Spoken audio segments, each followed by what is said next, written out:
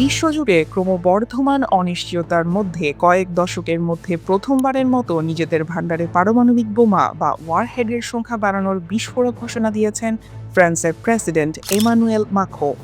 Iran, America ও ইসরায়েলের যুদ্ধে যখন সারা দুনিয়া টালমাটাল, সেই স্পর্শকাতর সময়ে তিনি এমন ঘোষণা দিলেন।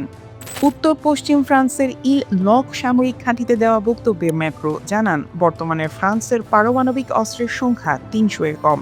তিনি এই সংখ্যা বাড়ানোর সিদ্ধান্ত নিয়েছেন, যদিও কতটি নতুন ওয়ারহেড যোগ করা হবে তা নির্দিষ্ট করে বলেননি। ১৯৯২ সালের পর এই প্রথম ফ্রান্স তাদের পারমাণবিক ভান্ডার বৃদ্ধি করতে যাচ্ছে। এমন সিদ্ধান্তের কারণ ব্যাখ্যা করে মাখো বলেন, ক্রমবর্ধমান বৈশ্বিক হুমকি এবং ইউরোপীয় মিত্রদের জন্য যুক্তরাষ্ট্রের দেওয়া নিরাপত্তার নিশ্চয়তা নিয়ে সংশয় দেখা দিয়েছে। এই পরিস্থিতিতে ইউরোপের সামগ্রিক নিরাপত্তা নিশ্চিতের লক্ষ্যে ফ্রান্সের পারমাণবিক সক্ষমতা আরও জোরালো করতেই এই উদ্যোগ নেওয়া হয়েছে। এর পরপরই ফ্রান্সের প্রেসিডেন্ট বলেন, একাধিক হুমকির মুখে আমাদের অবশ্যই পারমাণবিক প্রতিরোধ ব্যবস্থা শক্তিশালী করতে হবে। আমাদের সার্বভৌমত্বের প্রতি পূর্ণ শ্রদ্ধা রেখে সমগ্র ইউরোপ মহাদেশের জন্যই এই কৌশল নিয়ে ভাবতে হবে। সাধন থাকতে হলে অন্যদের মনে ত্রাস সৃষ্টি করতে হবে। ম্যাক্রো জোর দিয়ে বলেছেন, আমাদের অস্ত্রাগারের আধুনিকায়ন এখন অপরিহার্য। মাখো আরও বলেন, ফ্রান্স এখন থেকে ইউরোপের মিত্র দেশগুলোকে সাময়িকভাবে নিজেদের পারমাণবিক অস্ত্রবাহী যুদ্ধবিমান মোতায়েন করার অনুমতি দেবে। Germany, Britain, Poland, Netherlands, Belgium, Greece, Sweden এবং ডেনমার্ক, এই ৮টি মিত্র দেশে ফ্রান্সের কৌশলগত বিমান বাহিনী মোতায়েন করা হবে। এছাড়া হামলা চালানোর সক্ষমতা বাড়াতে ফ্রান্স, জার্মানি ও যুক্তরাজ্য যৌথভাবে অতি দূরপাল্লার ক্ষেপণাস্ত্র প্রকল্পে কাজ করবে বলেও ঘোষণা দেন তিনি। ভাষণে ম্যাক্রো অ্যাডভান্সড ডিটারেন্স বা উন্নত প্রতিরোধ ব্যবস্থার ধারণাটি তুলে ধরেন।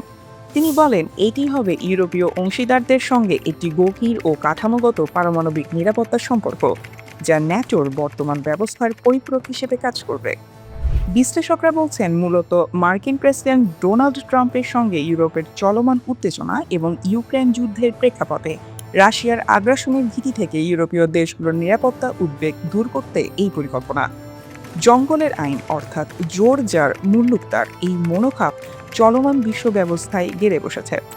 বিশেষ করে দ্বিতীয় দফায় ট্রাম্প যুক্তরাষ্ট্রের প্রেসিডেন্ট হয়ে আসার পর থেকে বিশ্বব্যাপী বিশৃঙ্খলা, সংঘাত বাড়ছে। সর্বশেষ ইরান সহ দুনিয়ার নানা প্রান্তে হামলা চালাচ্ছেন তিনি। এমনকি মিত্র ইউরোপের দেশগুলোর সাথেও উত্তেজনার সম্পর্ক তৈরি করছেন ট্রাম্প।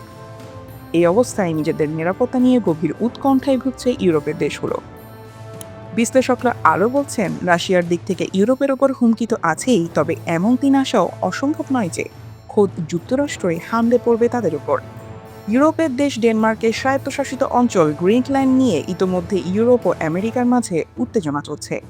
দুনিয়াব্যাপী বিভিন্ন অক্ষ, বিভাজন, দ্বন্দ্ব, সংঘাত সব মিলিয়ে তৃতীয় বিশ্বযুদ্ধের আশঙ্কা ক্রমেই জোরালো হচ্ছে।